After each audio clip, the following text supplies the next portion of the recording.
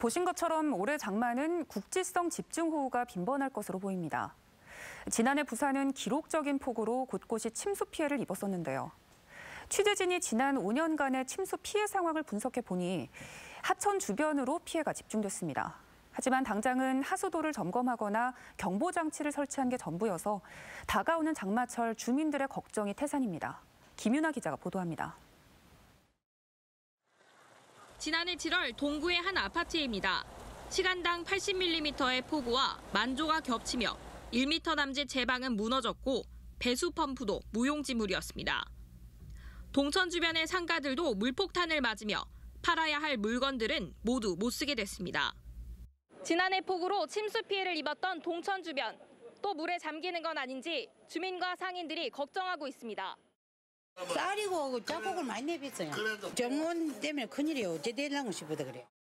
지난 5년간 부산에서는 침수로 인해 10명이 숨졌습니다. 건물 1,500여 채가 침수되면서 1조 원 가까운 재산 피해가 났습니다. 특히 온천천과 동천 등 하천 주변으로 침수 피해가 컸던 걸로 분석되는데 평소 침수 피해가 덜했던 수영강 주변도 집중호우가 내린 지난해에는 큰 피해를 입었습니다. 빗물이 경사로를 따라 하천으로 흘러오다 배수시설이 불량하거나 용량이 부족해 결국 인근 지역으로 넘쳤기 때문입니다. 온천천이라든지 수영강 이쪽이 이제 도심지에 있는 물들을 방류하는 것인데 그게 배수가 되지 못하고 이제 도심지에 있는 게 넘쳐나는 것인데요. 하천 수위가 상승하면 경보를 알리고 지하차도에도 차량 진입 차단기가 설치됐지만 근본 대책은 멀었습니다. 빗물 저장소나 배수 펌프 신설 대책은 아직 설계 단계이거나 공사 중인 곳이 대부분이어서 당장은 하수도 이물질을 퍼내는 게 최선입니다.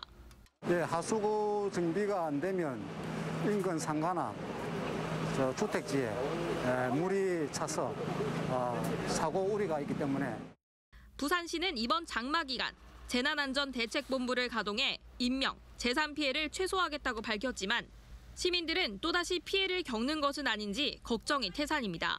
MBC 뉴스 김윤아입니다.